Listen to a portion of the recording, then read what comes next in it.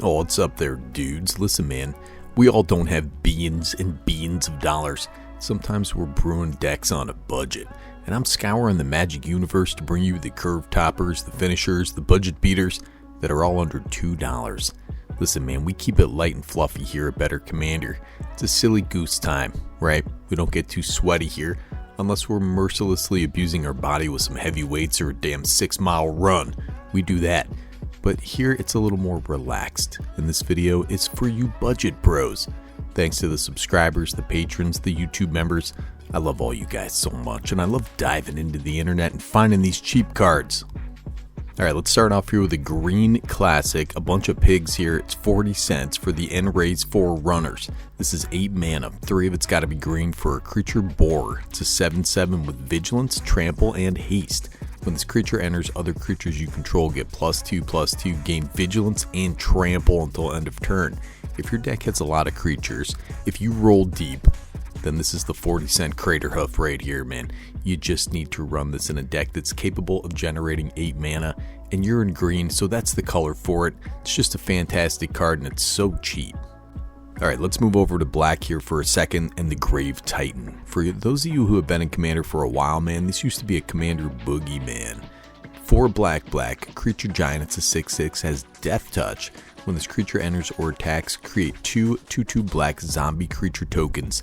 Death in form and function. Yeah, this used to be a Commander boogeyman. $10 card is down to 75 cents, 50 cents, something crazy, man. It's a great card. 3 bodies, 10 power, 6 mana. People saying that this card sucks need to have their head examined because they have a doo-doo brain. They have smooth brain. They're smoothies. And listen, man, this blue card is under $2, and that's a steal. It's the Deadeye Navigator. 4 blue, creature spirit. It's a 5/5 with Soul Bond. You may pair this creature with another unpaired creature when either enters. They remain paired for as long as you control both of them. As long as Deadeye Navigator is paired with another creature, each of those creatures has 1 blue. Exile this creature, return it to the battlefield under your control, man. God, people forget that this is a 5/5. That's beefy, man. The Navigator's hitting those chin-ups, hits the front and the back, and that's juicy, dude. Well, the main draw here is that 2-mana blink, that Soul Bond, brother. I soul bonded a dog one time in a park, man. I looked into its eyes, I saw its soul, dude. It was dark in there, brother. Dogs have dark souls, man. Don't let anybody fool you on this one. This next card is 7 mana, 75 cents. It's a 12/12 with trample. Unreal, brother. Galta and Maverin. This guy has 3 green, white, legendary creature, dinosaur, or vampire. It's a 12/12 with trample. Whenever you attack, choose 1. Create a tapped and attacking XX green dinosaur creature token with trample, where X is the greatest power among other attacking creatures, or create X11 white vampire creature tokens with lifelink, where X is the number of other attacking creatures. So this comes down, man. You get value as soon as your combat step rolls around. You don't have to attack with it. I like the coin version, right? It's cheap. People are already playing with cards. They don't want pictures of coins on cards, man. That's too many things you're playing with right there.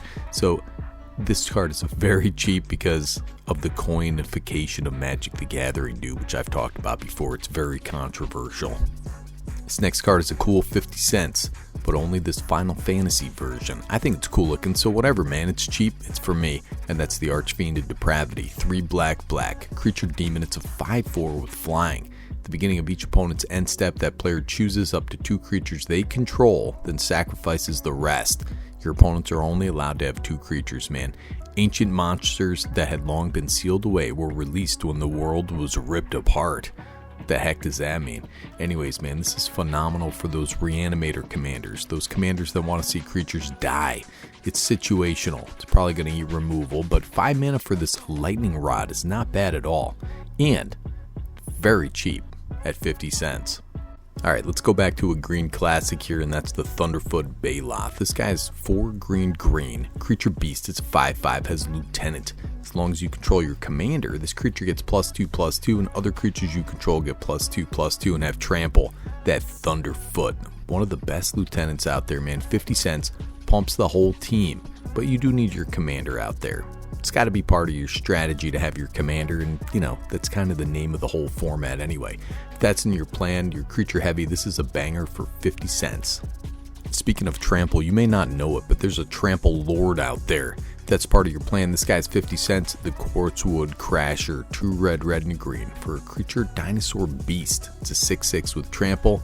Whenever one or more creatures you control with Trample deal combat damage to a player, create an XX green dinosaur beast creature token with Trample, where X is the amount of damage those creatures dealt to that player. So if you have 4 creatures smacking in for 20 damage, you're making a big old 20/20. Come on, man. 5 mana. That's way low for the abilities here. Sometimes I think I'm just a boomer, maybe. In the olden days of 5/5 for 5 with no abilities or like flying, I mean, that was a world beater tournament card. I'm just old, man. And we are back to blue with a classic from Eldrazi, but also just a slapper of a card, the Shimmer Dragon. This guy is 4 blue. Creature Dragon, it's a 5/6 with flying. As long as you control 4 or more artifacts, this creature has hexproof. Tap 2 untapped artifacts you control, draw a card, man. So there aren't too many equipment decks with blue, but if you have one, this is free real estate, brother. If you're in a clue, treasure, food deck, this is also a fantastic card. Shining, shimmering in the night, dude. We all want to be shimmerers. Alright, we all want to shimmer in our secret thoughts in the night. Now you may look at this card and think it's for ninjutsu decks, but it's not.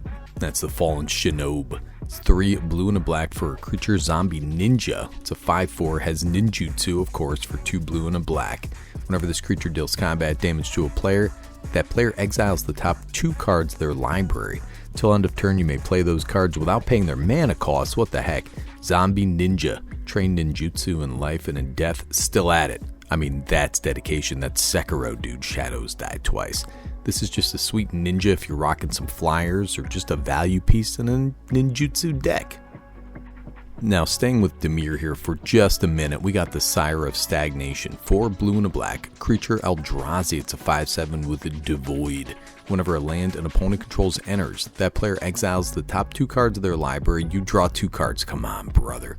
Last time I cast this thing, it got stolen, it got copied. You know, it was really just a desirable effect that got passed around the table. It's a Walmart consecrated Sphinx for like 50 cents. Come on, man. This next card is one of my all-time favorites, only 17 cents for Angel of the Ruins. 5 white for an artifact creature angel. It's a 5/7 with flying. When this creature enters, exile up to 2 target artifacts and or enchantments, has plain cycling for 2 generic mana. Great for reanimator decks because it puts itself right in the graveyard. Cycle it. You know, I like the forearm theme in this set. Seems like there's just a bunch of creatures that just have extraneous arms here for no appreciable reason. Out of frame, 2 dudes are getting obliterated by light beams, but maybe that's what they signed up for, dude. Some people pay big money to get obliterated. And at a cool 38 cents, we have the Skyline Despot. 5 red, creature dragon. It's a 5/5 with flying. When this creature enters, you become the monarch. At the beginning of your upkeep, if you're the monarch, create a 5/5 red dragon creature token with flying. You have to be a little calculated about this, but everybody wants to be the princess, dude. Whenever I become the monarch, you know what I do? I put on full Disney princess outfit. I'm usually playing on my computer so people can't see me, but, you know, just so you know, the effect is there. I think this card is great, really cheap for your dragon decks. You start off with a 5/5 flying blocker to help you keep that monarch. This is fantastic. Now for you theft enthusiasts out there, we have the Hideous Taskmaster. This guy's 6 in a red. For a creature Eldrazi, it's a 7/2 with Devoid. When you cast this spell for each opponent, gain control of up to 1 target creature that player controls until end of turn. Untap those creatures, they gain Trample, Haste, and Annihilator 1 until end of turn. Trample, Haste, Annihilator 1. That's what this guy has. This is 7 mana. Ruin somebody's day. If you look close, you see a little dude in that tentacle over there, man. That's me, because this looks exactly like my ex-wife right here.